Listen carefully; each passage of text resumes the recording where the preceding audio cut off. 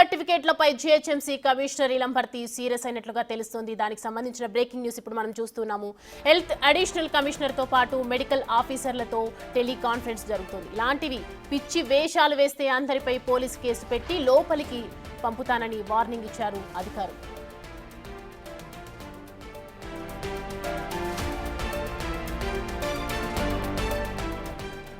Fake సర్టిఫికేట్ల దందాపై GHMC commissioner Ilambarthi react అయ్యారు.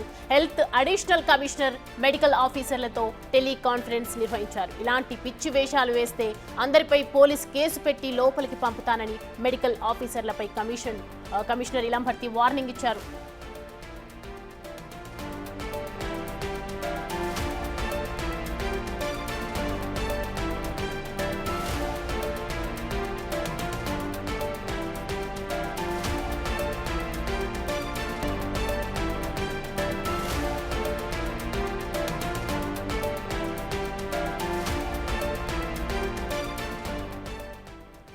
బిగ్ టీవీ తీసుకొచ్చినటువంటి ఫేక్ సర్టిఫికేట్ల దందాపై జీహెచ్ఎంసీ కమిషనర్ ఇలంబర్తి రియాక్ట్ అయ్యారు. దీనికి సంబంధించి పూర్తి వివరాలు అందించడానికి మా ప్రతినిధి శ్రవణ్ లైవ్ లో జాయిన్ అవుతున్నారు. శ్రవణ్, చెప్పండి, కమిషనర్ రియాక్ట్ అయినట్లుగా తెలుస్తోంది. ఇక ముందు ఎలా ఉండబోతోంది ఫేక్ సర్టిఫికేట్లకు సంబంధించి?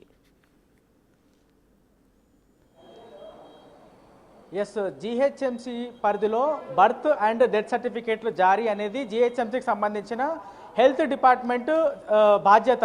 అవి సర్టిఫికేట్లు జారీ చేయాల్సింది.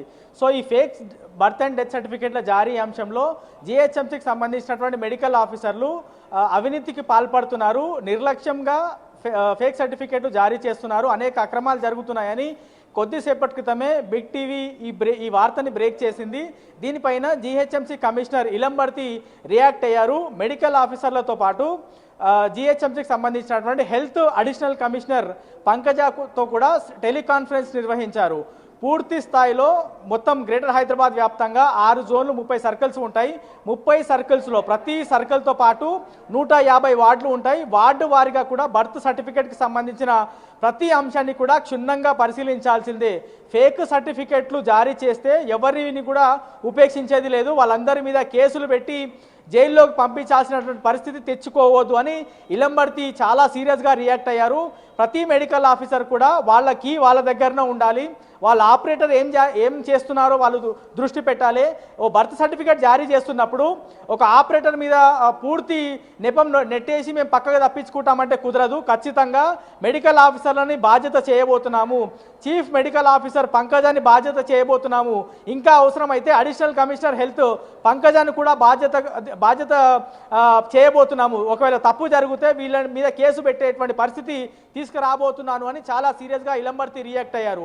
సో గడిచినటువంటి 6 నెలల్లో దాదాపుగా 100కి పైగా ఫేక్ బర్త్ సర్టిఫికెట్లు చార్మినార్ సర్కిల్లో జారీ అయ్యాయి. ఈ జారీకి సంబంధించినటువంటి ప్రతి సర్టిఫికేట్ పైన పూర్తి స్థాయిలో రివ్యూ నిర్వహించాలి.